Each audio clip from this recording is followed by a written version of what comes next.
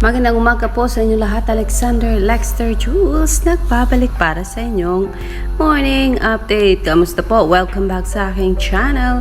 Ito lang po ang channel na hindi na papagod sa kaka-update sa inyo about showbiz career ni Maymay and Trata and Edward John Barber. Hayan! Kamusta po kayong lahat? At narito po ang update natin for today. And Instagram. Nag-post ang ating dalaga ng kanyang cover ng kanyang Captain o Captain. Ayan po.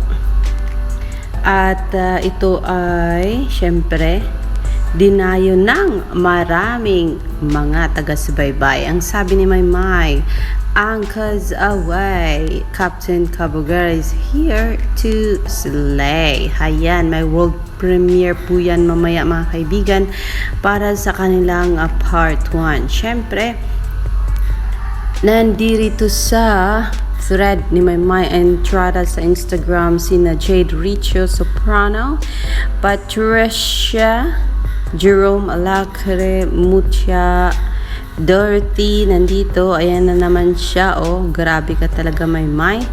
Nandito din si Jomar Gravihan. Isa to sa team ni Maymay sa glam team. Si Felicidon Meredale, ang nagpasabog ka na naman. Mga bashers post ang amin, hashtag Maymantrata bash na kayo.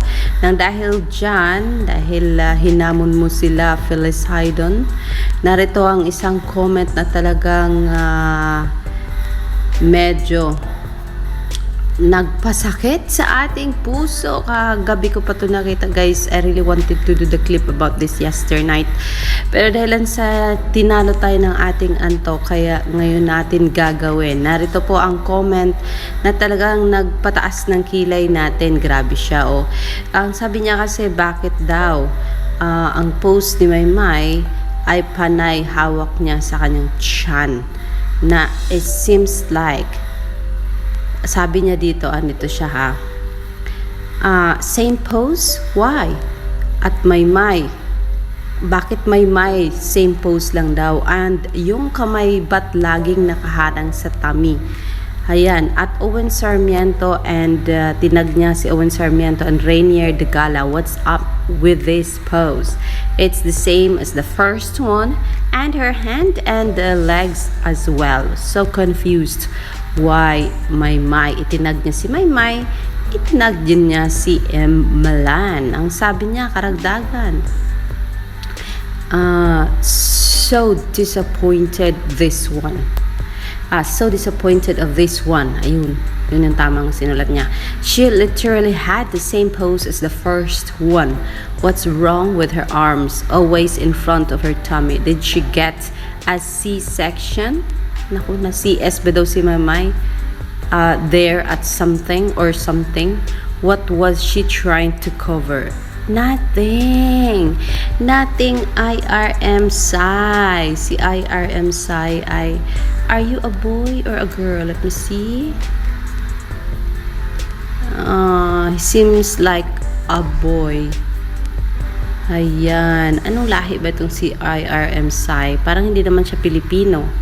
Pero yes, IRM Sai, para maliwanagan sa'yo kung ano nga ba at bakit ganyan ang post ni Maymay.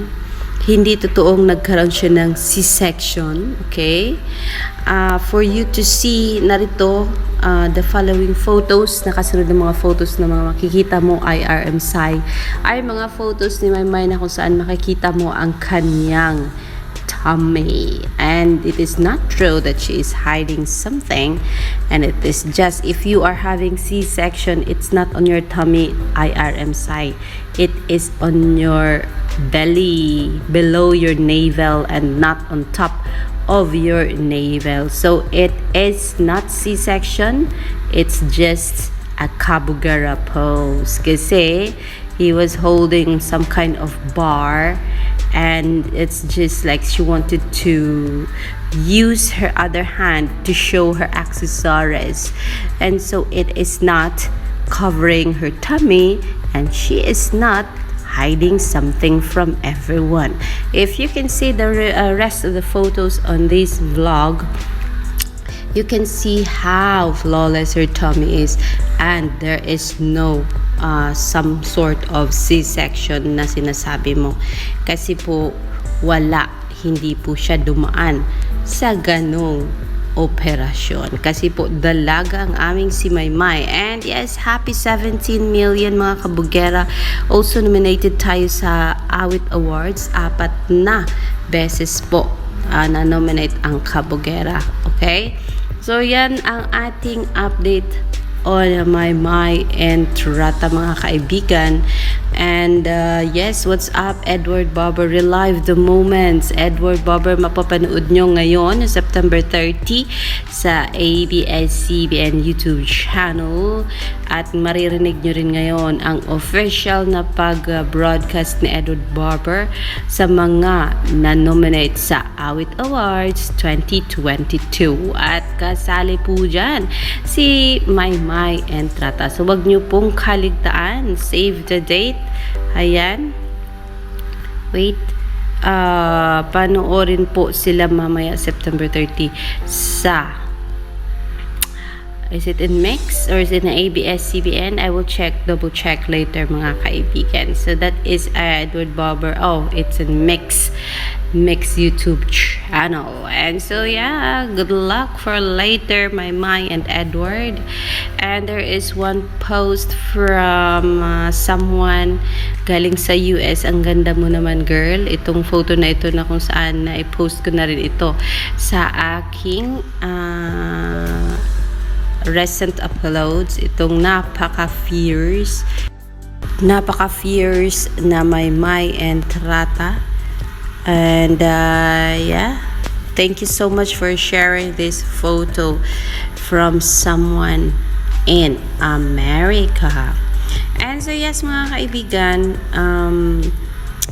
nakita din natin itong post. Imposibleng hindi to pwedeng imposibleng itatago to ng Star Magic, kasi na-i-post na ito sa Twitter. And so here is Maymay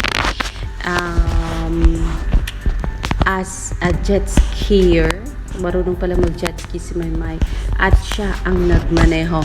Kasama niya si Moira Lacambra. Narito po ang kabugerang captain natin sa kanyang video. Let's go. Paangkas nga din ako. Moira Lacambra and Maymay and Trata. Ito sila.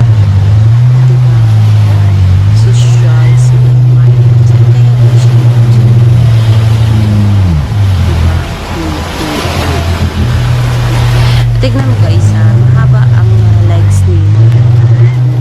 Marapay na naman. Pero pag nakatayo, syempre mas matangkad ating si Maymay and Trata, kasi po model po yarn. Hi, yan po ang ating update. Thank you so much na nagpa-update niyan. I think hindi ko naman na-break ang rules ng ni My Dreamers, kasi nakita ko lang yan sa Twitter world, kaya shinare ko lang po mga kaibigan.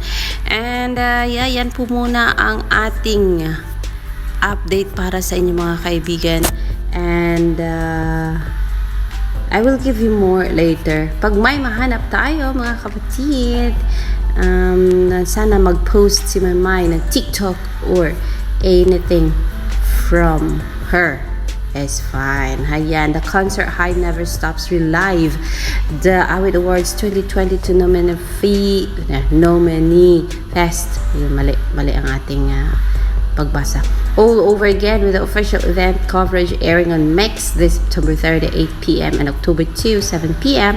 Also streaming on I Want TFC. So makikita nyo dyan si Sam, si Edward, John Barber, at ang mga performers ng Awit Awards nominee Fest 2022.